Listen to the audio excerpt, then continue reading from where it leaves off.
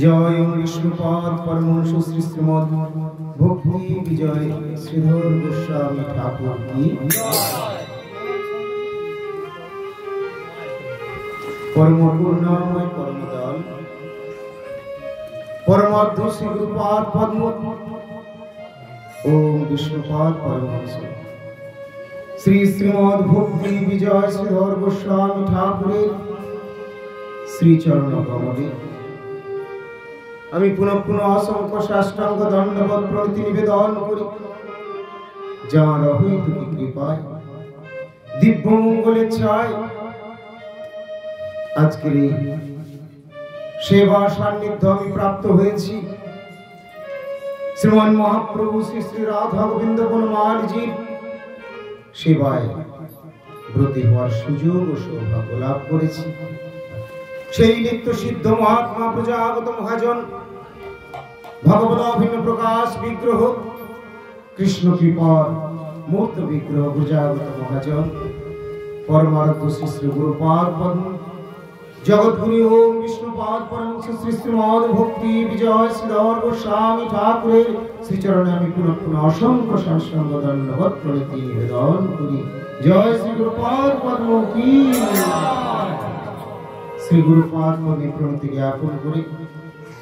শ্রী গুরুপাদ পদ্মে হৃদয়ের ধন প্রাণ সর্বস্ব শ্রীমান মহাপ্রভু শ্রী শ্রী রাধা গোবিন্দ বনমালীজির শ্রীচরণে প্রণতি জ্ঞাপন করে ইষ্টদেব কৃপা ভিক্ষামুখী সপরিকর ভগবৎ সুখ বিধানে ব্রতী হয়ে শ্রী শ্রী গৌর নিত্যানন্দ অদ্বৈতাচার্য প্রভু গদাধর শ্রীবাস পণ্ডিত আদি শ্রীচরণে প্রণতি জ্ঞাপন করে আজকের এই শুভ ভাগবতী অধিবেশনে মঙ্গল কথা অনুষ্ঠানে হরিকথামৃত অনুষ্ঠানে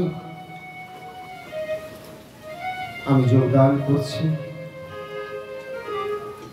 যোগদানের প্রারম্ভে উপস্থিত আপনাদের সকলকেই আমি আমার শ্রী গুরুপাদ পদ্মের শিক্ষা এবং অনুসরণে আন্তরিক প্রীতি শুভেচ্ছা এবং সেই সাথে পূজ্যপাদ পদ্মের প্রণতি জানিয়ে সকলে শুভেচ্ছা শুভাশীর্বাদ প্রার্থনে আজকের আলোচনায়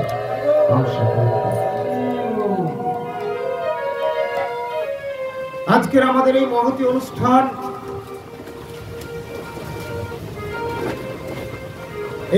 অনুষ্ঠান যাকে কেন্দ্র করে অনুষ্ঠিত হচ্ছে, যাকে উপলক্ষ করে আয়োজিত, তিনি হলেন বীরভূম জেলারই রামপুর নিবাসী প্রয়াত হলেও আমাদের ভাষায় শ্রীযুক্ত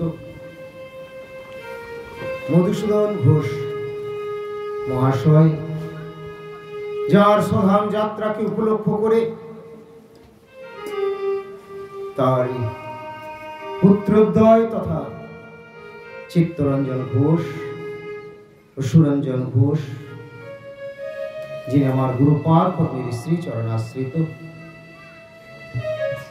তার ঐকান্তিক আগ্রহে এবং তাদের সকলের প্রচেষ্টায় তাদের মাতৃদেবী শ্রীযুক্তা সরস্বতী দেবীর ঐকান্তিক আগ্রহে সর্বোপরি গুরু গৌরাঙ্গ রাধা গোবিন্দ বনমালীজির অহেতুকী কৃপায় আয়োজিত হচ্ছে আজকের এই অনুষ্ঠান।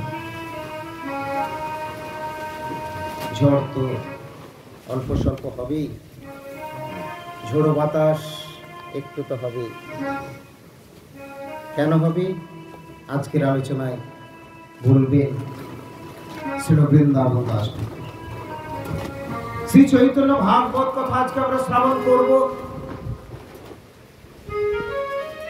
ভক্তির এটি হলো সতত ইচ্ছা, যেন আমরা সব সময় ভগবানকে নিয়ে চলতে পারি। জীবনে মরণে শয়নে স্বপনে জাগরণে কৃষ্ণ কথা কীর্তিত হোক, শ্রাবণ হোক। সবচেয়ে বড় দান হলো হরি কথা, হরি নাম, হরি সংকীর্তন। সর্বশ্রেষ্ঠ হলো ভাগবতী কথা। ভাগবত কথায় যে মঙ্গল দেবে, অন্য কিছুতে সে মঙ্গল দিতে পারে না। তাই জড় জগতের রাজা ধীরাজ হয়েও ভারত সম্রাট শ্রী পরীক্ষিত মহারাজ ছুটে চলেছেন ঐকান্তিক ভাবে কৃষ্ণ কথা শ্রবণের জন্য, যাত্রার কাছে নয়।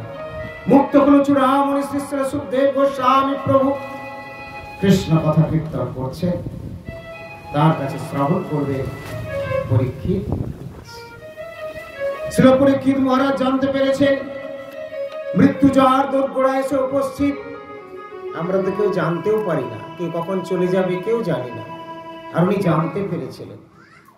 উনি চাইলে 7 দিন আয়ু জানতে পেরেছেন, 6 দিন উল্টো পাল্টা জাগতিক হয়তো রিক্রেশনে কাটাতে পারতেন, আনন্দ হইল, কিন্তু না, তিনি এসেই উপস্থিত হয়েছেন। প্রভু কি করণীয় আমার?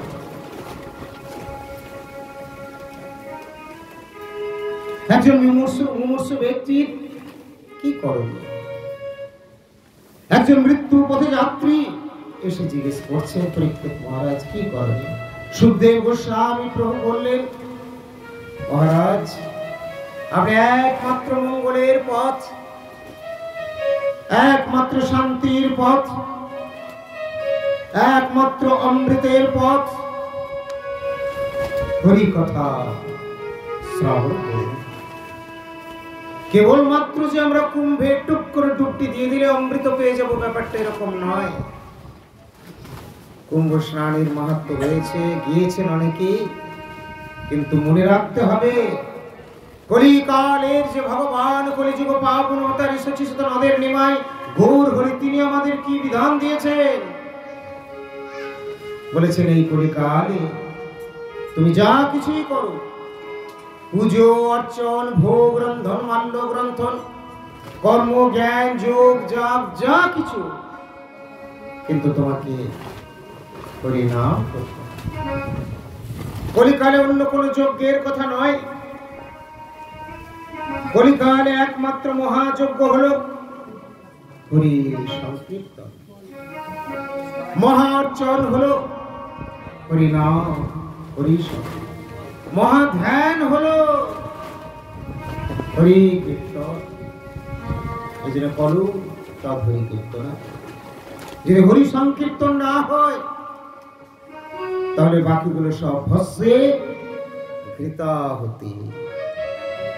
মহাপ্রভু বোকা ছিলেন না, বড় পণ্ডিত। ভগবান তো ছিলেনই, কিন্তু ভগবান হয়েও ভগবান তার ভগবত্তা সবসময় তার প্রদর্শন করেননি। গরিবের ছেলে রূপে, দরিদ্র ব্রাহ্মণের পুত্র রূপে, ব্রাহ্মণ ব্রাহ্মণীর গৃহে, শচী জগন্নাথের গৃহে তার উদয় হয়েছে। অপূর্ব তার দিব্য মধুর লীলা কথা। মহাপ্রভু এখানে ওখানে ছুটে যাননি। মহাপ্রভু জানিয়েছিলেন, ওই যে আমাদের কীর্তনে রয়েছে, এরা সব কীর্তন করে, যত যোগ জাগের সাধন জপ তপ আরাধন, হরিনাম সাগরের অগাধ জলে বুধ বুধ যেমন হরিনাম অমৃত পান করো সবে ভান, হরিনাম অমৃত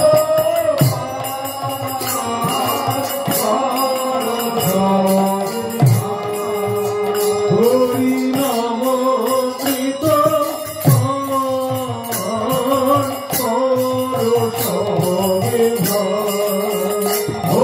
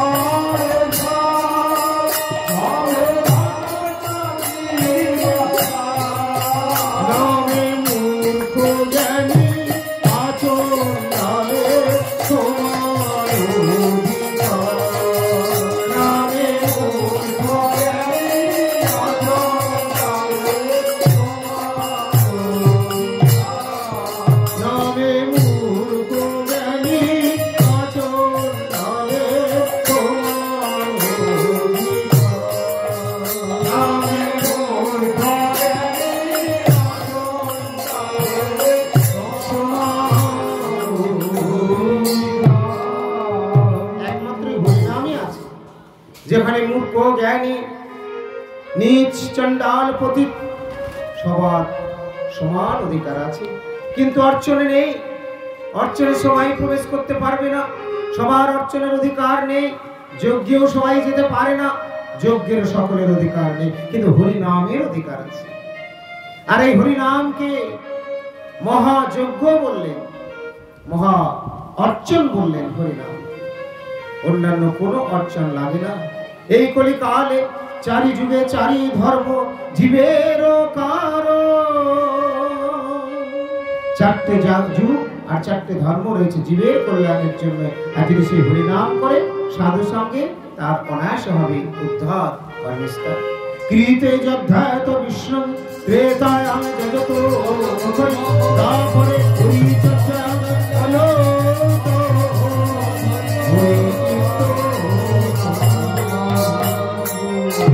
এত করে বলছেন, তাও মানুষগুলোর কানে ঢুকছে না। হরের নাম, হরের নাম, হরের নাম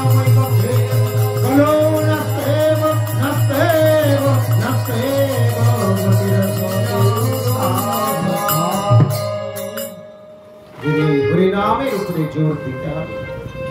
হরিনামে যদি জোর না থাকে, সদ্গুরুর প্রতি জোর যদি না থাকে, গুরুবানুগত্য কৃষ্ণানুশীলনের প্রতি জোর যদি না থাকে, তাহলে জীবনটা কিন্তু বৃথা হয়ে যাবে। মহাপ্রভু নিজে গুরুকরণ করেছেন, দীক্ষা নিয়েছিলেন। উনি তো ভগবান, ওনার তো দীক্ষা নেওয়ার কোনো প্রয়োজন নেই। কিন্তু প্রয়োজন ছিল কেন? আমাদের জন্য, আমাদেরকে দেখানোর জন্য তিনি এই আচরণ করলেন। কি? বিনা গুরু প্রসাদীন কৃষ্ণ প্রাপ্তি ন যায়তে। শ্রী চৈতন্য মহাপ্রভু তিনি নিজে গুরুকরণ করলেন, গুরু পাদ পদ্মের কাছে গেলেন, গুরুর কাছে দীক্ষা নিলেন। সাথে সাথে আমাদেরকে দেখিয়েও দিলেন কিভাবে দীক্ষা নিতে হয়, কেমন প্রার্থনা করতে হয় গুরুদেবের কাছে। এই আমি দেহ সমর পিলাম তোমারে, সংসার সমুদ্র হইতে উদ্ধার হো কৃষ্ণ পাদ পদ্মে অমৃত রসপান, আমারে করাও তুমি এই চাহিদা। মহাপ্রভুর কাছে কি চাইতে হবে? না, মহাপ্রভুর কাছে এই দান চাইতে হবে, কৃষ্ণ পাদ পদ্মের অমৃত রসপান করাও। সংসার সমুদ্র হইতে উদ্ধার হমরি, সংসার সমুদ্র থেকে আমাকে উদ্ধার করো। এই আমি দেহ সমর্পিলাম তোমারে। সাউন্ডটা একটু চেঞ্জ হয়ে গেল, আগে একটু ঠিক ছিল, দেখো তো একটু এটা কমে গেছে। তো সংসার সমুদ্র হইতে উদ্ধার হমরে, এই আমি দেহ সমর্পিলাম। দেহ সমর্পিলাম তোমারে। প্রথমে দেহ সমর্পণ করতে হবে, আত্মসমর্পণ। সমর্পণ নাই আর আমাকে কৃষ্ণ ভক্তি দেন, আমাকে মন্ত্র দীক্ষা দিয়ে দেন। এই জন্যে আগে গুরুদেব দীক্ষার আগে তাদেরকে কি সদাচার করান, বিভিন্ন শিক্ষা দীক্ষাগুলো দেন। এখন আমাদের ঘন ঘন সব আসছে, মহারাজ দীক্ষা নেবো নাম্বার আসছে, আজকে বলছে কালকে ভোট করে না দীক্ষা নেবো না, এরকম হবে না। পরমার্থ শ্রী গুরু পাদ বলেন অন্তত 6 মাস মিনিমাম তোমাকে সদাচারী যুক্ত থাকতে হবে। এবং হঠাৎ করে বললে হবে না এসে যে আমি 3 বছর করছি। তুমি কন্ট্যাক্ট করে আলোচনা করে যাও, নির্দেশ নিয়ে, কৃপা নির্দেশ। তুমি যে সদাচারে রয়েছো বা আছো, তোমাকে সেখান থেকে শিক্ষাটা নিতে হবে। সদাচারে থেকে তুমি কি করবে? দীক্ষার আগেও তো মন্ত্র জপ করতে হয়, সেই জপের মন্ত্রগুলো তোমাকে নিতে হবে, বিধান নিতে হবে। কে হঠাৎ করে দীক্ষার আগের দিনে বলছে না আমি সবই করছি, কি করে? মন্ত্র জপ না আমি করি, বলার আগে খই ফোটার মতো ফুটছে না। সাধুদের বলার আগে গুরু বৈষ্ণবের কাছে মুখ খুলবেন না, শুনে যাবেন। আপনি যেটা করেন ওর 1 পয়সা দাম নেই। কেন? আপনি বাজারের মন্ত্রের বই কিনে করেছেন, না হয় আপনি ওই উলোর বন্ধু গুলো, তার বন্ধু কুলো, সে হয়তো আপনাকে জব দিয়েছে। আপনি কোথায় পেলেন? না ওই যে অমুক জনটা দিয়েছিল, হয়তো বাপ্পার নাম করলো। বাপ্পা বললো কোথায় পেলেন? আমি পেলাম খাপ্পার কাছে। খাপ্পা আরেকজনের কাছে। মূল জায়গায় যেতে যেতে পৌঁছায়নি, গুরুদেবের কাছ থেকে আসাইনি, মহাজনের কাছ থেকে আসা চাই।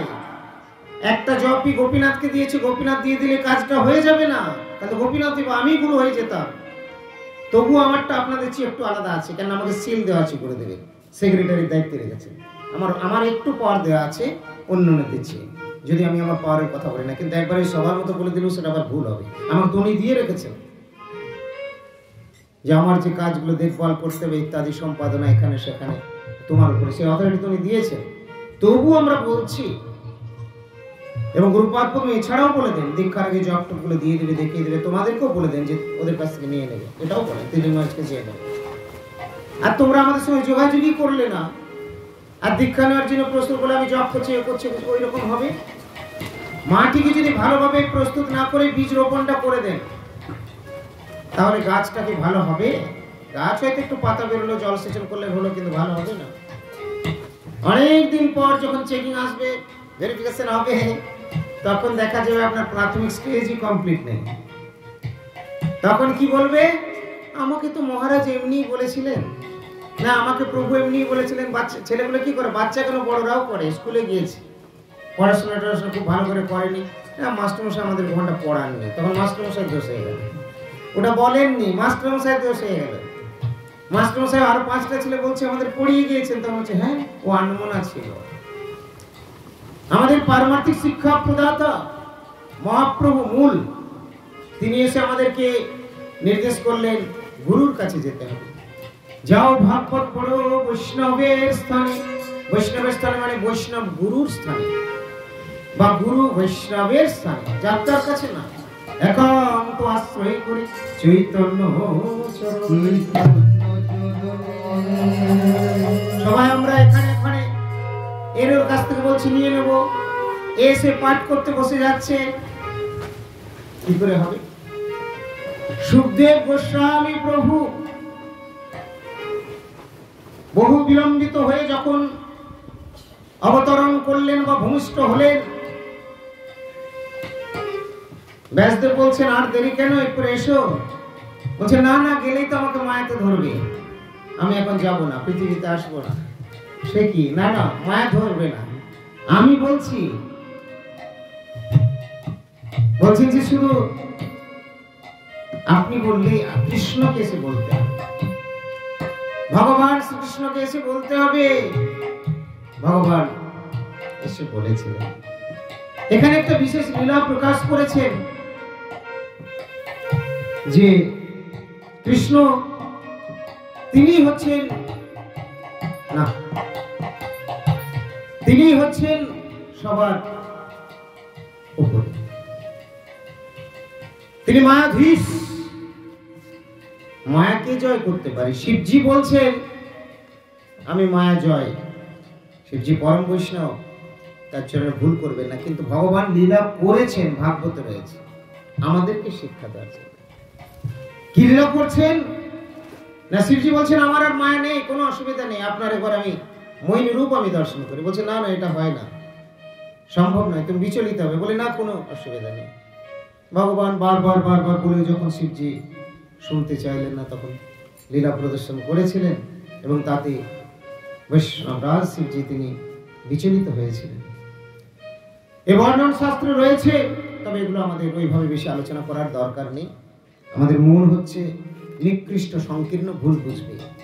কিন্তু ভগবান শিবজিকে ছোট করার জন্য করেননি এই লীলা, ভগবান করেছেন মায়াটা যে কত বড় এইটাকে বোঝানোর জন্য করেছেন।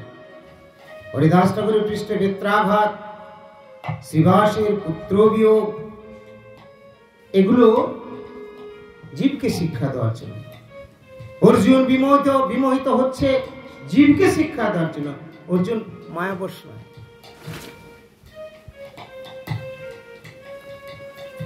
এখন তাল দিয়ে না, এখন শুধু ইয়েটা থাকবে, তাল দিলে আমি একটা ছন্দের মধ্যে তালে বাঁধা হয়ে যাবো, নিজের রুটে যেতে পারবো না। আমি যখন যাব তখন আমার রুটে তাল দেবে, নইলে ওইটা আমাকে টানবে ওদিকে, তো ওটা চলবে, একটা স্কেল চলবে।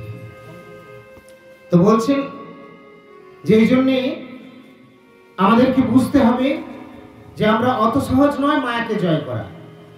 তাহলে সুখদেব গোস্বামী প্রভু যখন আসছেন, অবতারণ করছেন, সুখদেব গোস্বামী প্রভুই যখন এরকম কথা বলছেন লোক শিক্ষার জন্য, কেন না মুক্তকুল চূড়ামণি শ্রী শ্রী সুখদেব গোস্বামী প্রভু তিনি যখন মাতৃগর্ভ থেকে প্রকাশিত হয়ে বেরিয়ে পড়েছেন, ছুটে চলেছেন, তাকে দেখে ওই বিবস্ত্র নারীরা বা গোপীরা যারা স্নানে রয়েছেন তারই মধ্যে আর কি বস্ত্র আলোথালো, কিন্তু তারা সেই অবস্থাতেও কিন্তু তারা অত সংকোচ প্রকাশ করেননি, তাদের সেই ভাবই আসেনি সুখদেব গোস্বামী প্রভু থেকে। কিন্তু ব্যাসদেবকে দেখার সময় তারা শাড়ি কাপড় একটু টানাটানি সম্ভ্রম সংকোচ তারা করছেন। তবে বিবস্ত্র নয়, প্রথমে আমি যে বিবস্ত্র বললাম সেটা আসলে ওই শ্রীমদ্ ভাগবতে যে যমলার্জুনের প্রসঙ্গ আছে ওখানে কিন্তু নরকুবের মণিগ্রীব যখন স্নানে ছিলেন তখন কিন্তু এই বিবস্ত্র নারীদের প্রসঙ্গ। তো এখানে তা নয়, কিন্তু সুখদেব গোস্বামী প্রভুর অঙ্গে বস্ত্র ছিল না, তার জন্য তার অঙ্গে বস্ত্র না থাকলেও নারীদের তাকে দেখে কোনো কিন্তু ক্রিয়া বিক্রিয়া সংকোচ ইত্যাদি কিছুই আসেনি, কিন্তু ব্যাসদেবকে দেখার পরে তারা একটু অন্যরকম হচ্ছে। তো কেন না, এক্ষেত্রে জানিয়েছেন আমাদের সাধু সন্ত গুরু বৈষ্ণব শাস্ত্র মীমাংসা করে বলছেন ব্যাসদেব হচ্ছেন কিরকম মুক্ত, কেমন মুক্ত না মুক্ত বলে চূড়ামণি তিনি, তার কোনো ওই সমস্ত লেশই নেই, তাই তাকে দেখে তার কারো চিত্তে কোনো কিছু বিচার আসছে না। তাহলে সুখদেব গোস্বামী প্রভু এরকম জন যিনি, তিনি ভাগবত কথা বলছেন সর্ব শ্রেষ্ঠ বা সুন্দর করে। ব্যাসদেব যখন এই ভাগবত কথা বলতে এসেছিলেন, প্রথমে বেদকে বিভাজন করেছিলেন, বিস্তার করেছিলেন, সম্প্রসারণ করেছিলেন, এই জন্য তার নামটাই হলো বেদ ব্যাস। কিন্তু ব্যাসদেব চিত্তে প্রশান্তি পাননি। নারদ মুনি এসেছিলেন, নারদ মুনি এসে বলছেন ব্যাস তোমাকে একটু উদ্বিগ্ন, চঞ্চল, নিরুৎসাহিত লাগছে, বিমর্ষ লাগছে, কি ব্যাপার? বলেন প্রভু আমিও বুঝতে পারছি না, আপনি বলুন তো। বলেন ও আচ্ছা আচ্ছা, তুমি শাস্ত্র গ্রন্থ প্রণয়ন অনেক কিছু করেছো, অনেক পুরাণাদি রচনা করেছে, সব হলো, এবং বেদ বিভাজন করে তুমি এত প্রকাশ করলে, দান ধ্যানের কথা অনেক কিছু তুমি বলেছো, কর্মযোগ যাগ এটা সেটা, কিন্তু যে ভক্তি এবং হরি সংকীর্তনের কথা সহজ সরল প্রাঞ্জল ভাবে এই কথা তোমার প্রকাশ পায়নি, তার জন্য তুমি চিত্তে শান্তি পাচ্ছ না। তাহলে এক উত্তরেই বোঝা যায় সাধু হয়েও, সাধু সন্ত গুরু বৈষ্ণব হয়েও যদি সহজ সরল প্রাঞ্জল করে ভক্তির কথা বর্ণন না হয়, যদি লুকিয়ে ছাপিয়ে হয়, তাহলে তিনি সুখ পাবেন না। সোজা কথা, আমার কথা নয়, শ্রীমদ্ ভাগবতেরই কথা। নারদ মুনি বলছেন তোমার সুখ না পাওয়ার কারণ তোমার কথা পরিষ্কৃত হয়নি, তুমি মানুষকে বুঝিয়েছো, ঘন্টার পর ঘন্টা তুমি বলেছো, লিখেছো অনেক পুরাণ, আসলটা হয়নি। কলৌ তদ্হরি সংকীর্তন, এটা বোঝাও। শাস্ত্রের শ্লোক নিয়ে বড় বড় ব্যাখ্যা করে আর হোম যজ্ঞ করে আর এই স্নান ওই স্নান করে উদ্ধার হবে না, উদ্ধার হবে একমাত্র কলৌ তদ্হরি কীর্তনার, হরি সংকীর্তনের দ্বারাই উদ্ধার হবে। হরি ভক্তির কথা, হরি সংকীর্তনের কথা, হরি ভক্তের কথা, ভক্ত ভগবানের সুন্দর মধুর সম্পর্কের কথা, এগুলো তুমি তুলে ধরো এবং সহজ সরল ভক্তি যে হরি সংকীর্তনের কথা বলো, ব্যাস তাই করেছিলেন। তাহলে আমাদেরকে বুঝতে হবে যে এই ভাগবত কথা, দেখো অভিজিৎ চলে এসছে, ছুটে চলে এসছে, এখন শুরু করিনি অভিজিৎ, এই চলছে ভূমিকা। তো এই হরি কথা তাহলে কোথায় কিভাবে শুনতে হবে না, হরি কথা শুনতে হবে যাও ভাগবত পড়ো বৈষ্ণবের স্থানে, গুরুপাদ পদ্মের কাছে এবং গুরুপাদ পদ্মের অনুমোদিত, গুরু কৃপা প্রাপ্ত, গুরুপাদ পদ্মের সুপ্রতিষ্ঠিত জনিষ্ঠ মুখ থেকে শুনতে হবে। তবে বিপরীত যদি শোনা হয় তাহলে সেটা বৈষ্ণব মুখ নিঃসৃত হবে না। সবাই সেই ক্ষেত্রে বৈষ্ণব সবাই নয়। এখানে আপনাদের সকলেরই প্রায় তিলক আছে, তিলক থাকলেই বৈষ্ণব এক প্রকার কখনো বলা যায়, কিন্তু এই ভাগবত পাঠের ক্ষেত্রে নয়। তিলককে নিয়ে আমি বসে গেলাম, বাবার দীক্ষা হয়েছে বলে আমি বসে গেলাম, যোগানটা না দিলে তোমার কি আসবে? কি ইতিহাস ভূগোল পড়া বটে যে দুটো পড়ে দিলাম? ওই বামুন ঠাকুরের পুজোর মতো হবে, ঘন্টা বাজিয়ে পুজো করে দিল, চাল ডাল নিয়ে চলে গেল, মুখের বিড়িটাও যায়নি, হাতের পানও যায়নি, নেশা ভাঙও যায়নি, অসৎসঙ্গও যায়নি, নামে বামুন ঠাকুর পুজো করলো। তবে হ্যাঁ, যারা অবামুন রয়েছে তারা বামুন ঠাকুর যা করছেন আপনাদের দেখার দরকার নেই, আপনারা ব্রাহ্মণকে দিয়ে দেবেন দান দক্ষিণা, আপনারা কর্ম করে পাপ তাপ থেকে নিষ্কৃত, এরপরে উনি হজম করবেন, ওনার ব্যাপার সেটা। ভগবান দেখবেন, তার গার্জেন আছে।